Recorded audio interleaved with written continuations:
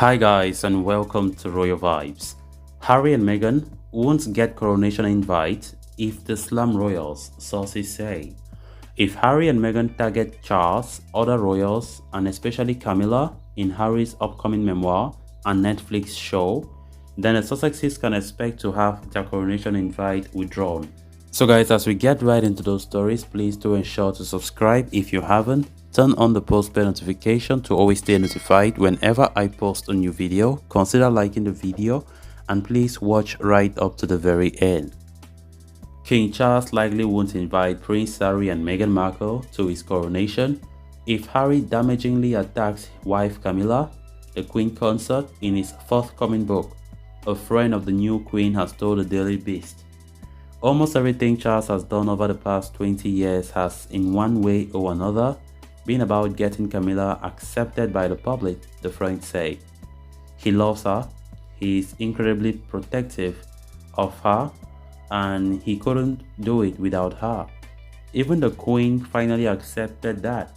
It is one thing for Harry to attack Charles, he can take it on the chin, but if Harry forces him to choose by laying into Camilla in his book, I have no doubt he will choose Camilla.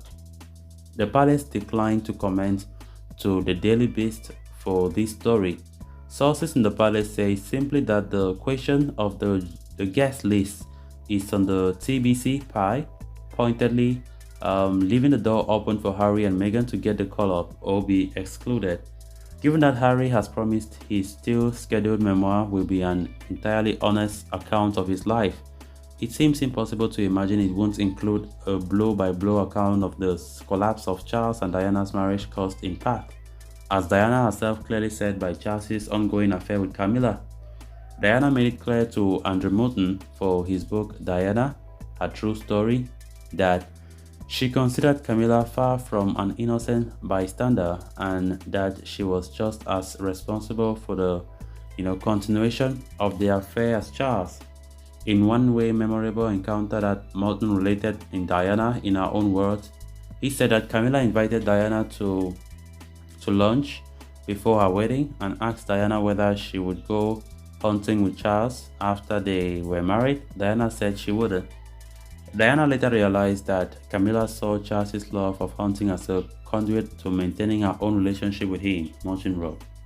The Daily Beast understands that there is tremendous nervousness in Charles's circle about what the book might reveal, not least because a full-throated attack on Camilla's character would be devastating to Charles, while Harry has not yet rounded on Camilla in the same way as he has attacked his father, whom he has accused of cutting him off financially, not taking his phone calls and being indifferent to his suffering, among many other alleged cruelties.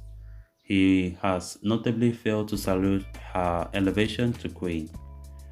Katie Nicole, author of the News Royal and Vanity Fair Royal correspondent, told the Daily Beast that there is no doubt that Charles would like Harry and Meghan to be at this coronation, and to be fair to Charles, he has been, magnanimous in terms of extending very publicly olive branches to the Sussexes, not only in his televised accession address, but also putting them front and center at the funeral events.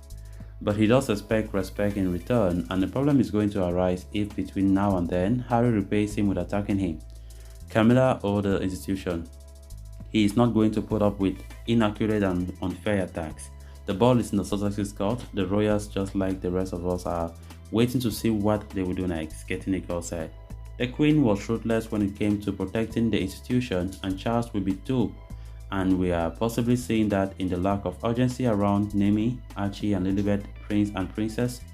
My understanding is that Charles is not averse to granting them titles, but he expects to see respect from the Sussexes in return.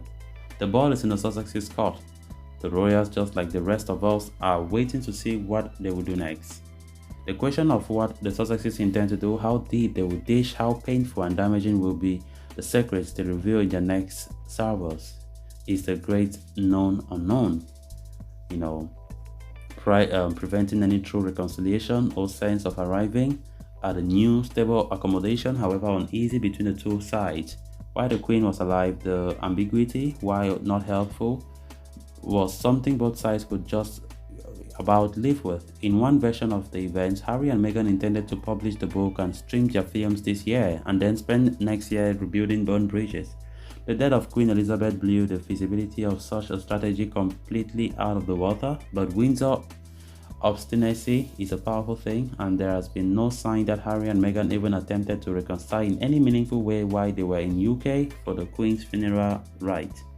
Despite a handful of carefully choreographed joint events with William, Harry was said to have been infuriated by a series of perceived slights, which included being seated in the second row during the funeral in Westminster Abbey, being allowed to wear uniform during a vigil for the Queen, but leaving the Queen's EIIR cipher, signifying his role as the aide-de-camp, removed, being banned from wearing uniform at other times, and William's camp preferring journalists that the joint walkabout at Windsor Castle was all William's idea.